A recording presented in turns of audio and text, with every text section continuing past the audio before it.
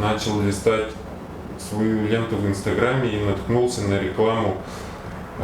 Компания называлась Asset Group.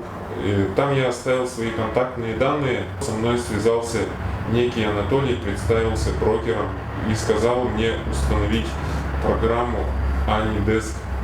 Он мне объяснил так, что я вкладываю деньги, на эти деньги мы покупаем доллары и продаем их подороже.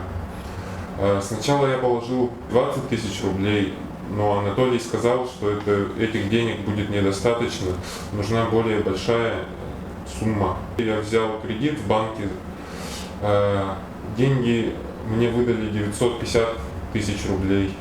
Я вложил эти деньги в это приложение, и Анатолий меня консультировал.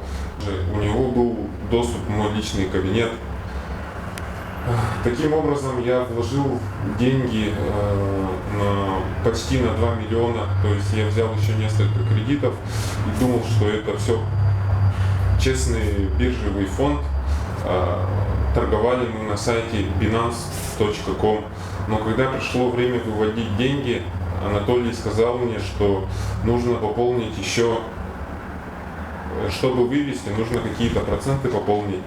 Анатолий перестал отвечать на мои звонки, и тогда я понял, что я попался на уловку мошенников. Я узнал в последующем, что есть копии официальных биржевых фондов, которые создают мошенники.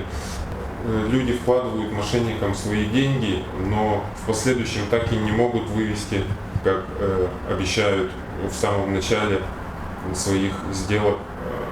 Будьте внимательны перед тем, как вкладывать в биржевые фонды, проверьте несколько раз.